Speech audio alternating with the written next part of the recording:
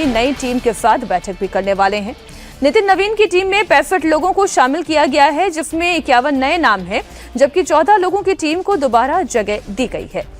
12 महिलाओं को भी टीम में जगह मिली है। बीजेपी की नई टीम में स्मृति ईरानी का नाम है, राम माधव की वापसी हुई है। लंबे समय से आईटी सेल की जिम्मेदारी संभाल रहे अमित मालवीय बाहर हो गए हैं, उनकी जगह छत्तीसगढ़ के दीपक महस्के को आईटी सेल का इंचार्ज बनाया गया है, उन्हें शामिल किया गया है।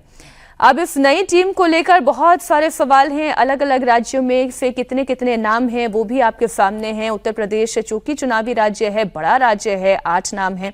मध्य प्रदेश से 6, महाराष्ट्र से 5, राजस्थान से 4 और कुछ नए नाम डार्क हॉर्स संदीप पाठक जैसे नाम भी हैं। आपका एनालिसिस इस पूरी टीम को लेकर क्या कहता है? देखिए, एक तो आपने संदीप पाठक का जिक्र किया, वो एक अच्छा चयन हम लोग मान सकते हैं उसको, क्योंकि जो टीम आई थी, जो आम आदमी पार्टी के जिन 6 या 7 राज्यसभा सांसदों को शामिल कराया गया बीजेपी में, उसमें एक सबसे उपयोगी नाम संदीप पाठक का है। और संदीप पाठक ने कई ऐसे काम पिछले अपने, वो कैम्ब्रिज से पढ़े हुए हैं और उनकी पढ़ाई का भले अलग रहा हो विषय, लेकिन सेफोलॉजी और चुनाव प्रबंधन का बहुत अच्छा काम करते हैं। उन्होंने दिल्ली में भी और पंजाब में भी आम आदमी पार्टी की जीत में बड़ी भूमिका निभाई।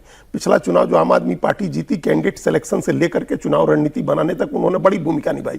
और उनके बारे में एक बात जो कही जा रही, पहले तो खबर नहीं आई थी, लेकिन बाद में ये जो जानकार लोग हैं उन्होंने बताया, लिखा बल्कि सोशल मीडिया में, कि बांकीपुर से लौट करके आए थे और उन्होंने कह दिया था कि बीजेपी वहां चुनाव हार रही है, जबकि ग्राउंड लेवल की फीडबैक थी कि बीजेपी किसी तरह से जीत जाएगी।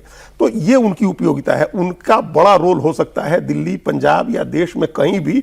और एक हम लोग ये मान के चलें कि आगे एक लंबी यात्रा के लिए उनको इसमें रखा गया है। आगे वो पार्टी के रैंक एंड फाइल में ऊपर जाएंगे। ये बहुत अच्छा चयन उसमें आपने नाम लिया, इसलिए हमने ये उनके बारे में पहली बात हो गई। अमित मालवीय क्यों हटाए गए? देखिए, कुछ जैसे बाकी तो वो था, एक ये भी था कि जो अभी प्रोटेस्ट हुआ छात्रों का, उसका भी इम्प्रिंट दिख रहा है। खासकर जो भारतीय जनता युवा मोर्चा में तेजस्वी सूर्या की जगह वो जोशी साहब को लाया गया, हेमांग जोशी, हाँ हेमांग जोशी को, जो बड़ौदा से एमपी हैं, और दूसरे जो आईटी सेल जिसको सोशल मीडिया में जो दीपक महस्के हैं। तो ये क्लियरली है कि ऑनलाइन और ऑफलाइन जो नैरेटिव चला उसमें बीजेपी पिछड़ती हुई दिखी, खासकर युवाओं में। तो ये फेलियर है, खासकर आईटी सेल सोशल मीडिया का और युवा मोर्चा का, इन दोनों के पास ये जिम्मेदारी थी।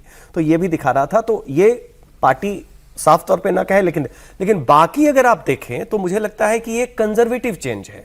नितिन नवीन की टीम को देखें तो निश्चित तौर पे नए, लेकिन नए लोगों में वही आए जो पुराने स्टॉक से थे। संगठन मंत्री जो हैं बीएल संतोष जी हैं, शिव प्रकाश जी हैं जिन्होंने मध्य प्रदेश, महाराष्ट्र वगैरह में जीत दिलवाई।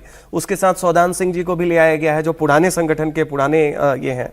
उसी तरीके से रखा गया। तो वसुंधरा राजे है, राम माधव, तो ये कोई नए सरप्राइजिंग नहीं है, सरप्राइजिंग नहीं है। हाँ, आपने नेशनल सेक्रेटरी में बहुत लोगों को जगह दी है, लेकिन यहाँ पे बात यह है कि ये कोई सरप्राइज या कोई पैटर्न अगर आप देखें कि इसमें कोई दलित एंगल है, कोई रीजनल एंगल है, कोई, हाँ महिलाओं को मिली है प्रतिनिधित्व, लेकिन उसके अलावे ये एक कंजर्वेटिव चेंज है। कंजर्वेटिव चेंज तब होता है जब संगठन को बहुत गंभीरता से लेती है, एक्सपेरिमेंट के मोड में, ऑप्टिक्स वाले मोड में नहीं रहते। चीफ मिनिस्टर्स के अपॉइंटमेंट में आप देखिए, ऐसा लगा जैसे पार्टी ऑप्टिक्स में जा रही है, नए चेहरे जो ज्यादा नोन नहीं हो उनको मौका दिया जाए।